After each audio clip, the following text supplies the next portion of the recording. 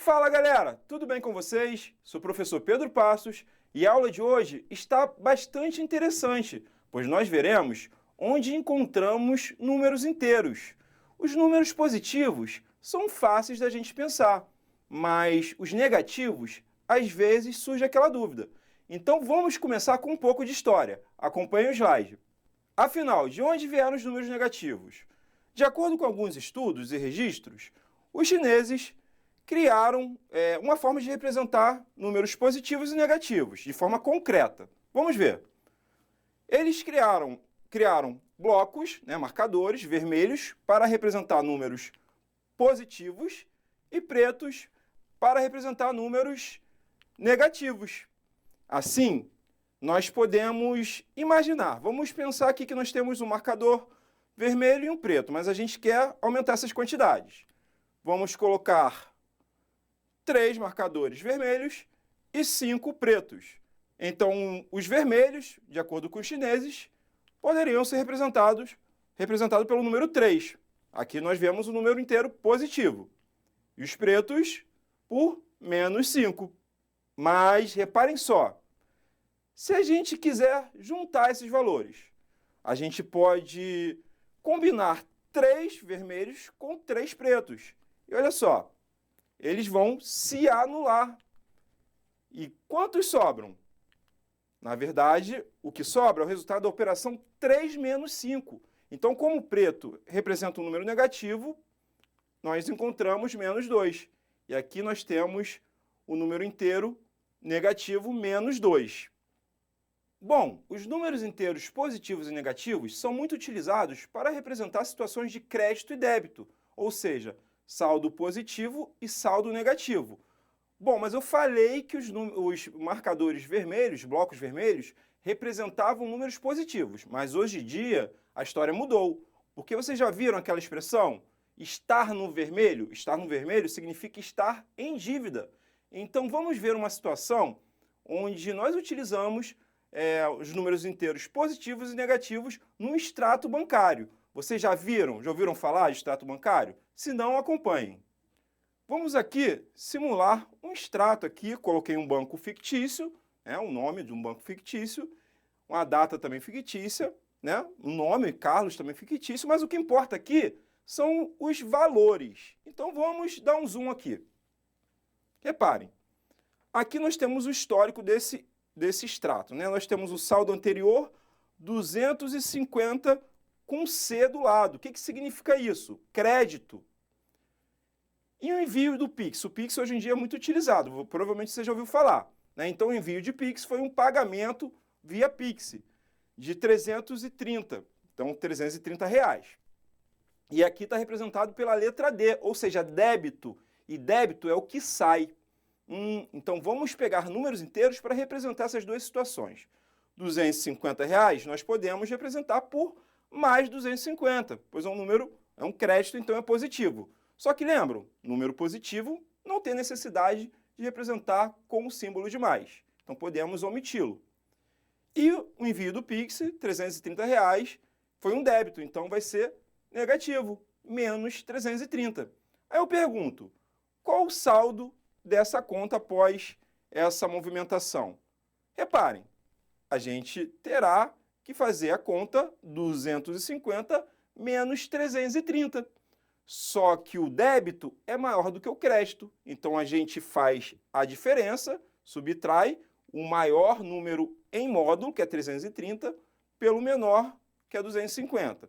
E repete o sinal do maior número em módulo, que é o 330. Então o saldo vai ficar negativo. Vai ficar menos 80. Isso significa que o saldo de Carlos ficou com a dívida, ficou negativo, uma dívida de 80 reais. Ele ficou no vermelho.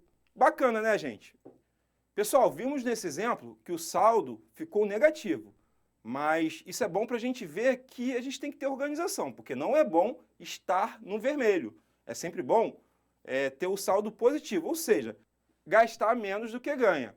Vamos ver mais um exemplo de aplicações dos números inteiros no dia a dia. Acompanhem.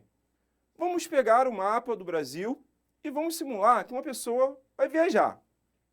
Ela vai partir, do Sul, ali o avião está localizado no estado de Santa Catarina, e vem para o Rio de Janeiro, cidade maravilhosa. Bom, reparem, a gente sabe que no Sul é mais frio, geralmente as temperaturas são menores. Então vamos simular a seguinte situação. Na saída, lá em Santa Catarina, estava menos 3 graus Celsius. E aqui no Rio de Janeiro, estava 18 graus Celsius. Aqui a gente repara números inteiros, negativos e um número negativo e um número positivo. Mas vamos ver o que a gente pode explorar além dessa observação de números positivos e negativos. Se a gente quiser representar esses números num termômetro, reparem, o 18 graus Celsius, que é uma temperatura positiva, vai ficar ali na parte superior, né, acima do zero. Então, ali próximo do 20. E menos 3 graus Celsius, que é uma temperatura negativa, fica abaixo do zero. Muito próximo do zero, mas um pouquinho abaixo do zero. E se a gente quiser saber qual é a diferença entre essas temperaturas, ou seja, a distância dessas temperaturas, nós podemos representar na reta numérica, na forma vertical. Se a gente pegar a distância do 18 até o zero, a gente tem 18 unidades. E a distância do menos 3 até o zero, a gente tem 3 unidades. Somando essas distâncias, que são os módulos, a gente encontra a diferença entre as temperaturas do Rio de Janeiro e lá de Santa Catarina, que dá 21 graus. Então, a diferença entre as temperaturas entre as duas cidades é de 21 graus Celsius. Bacana, né, galera? Mais um exemplo de números inteiros no dia a dia.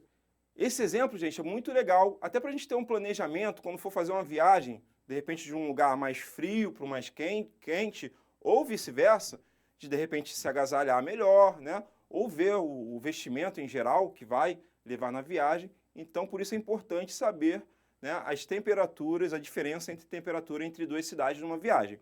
Vamos ver mais um exemplo bem bacana agora no futebol. Observem. Aqui nós temos a tabela da última Copa do Mundo, da primeira fase, o grupo E, grupo do Brasil. Claro que a gente vai torcer para o Brasil, né? Reparem, a gente tem vários números, mas aqui o que interessa são os últimos números, que correspondem ao saldo de gols.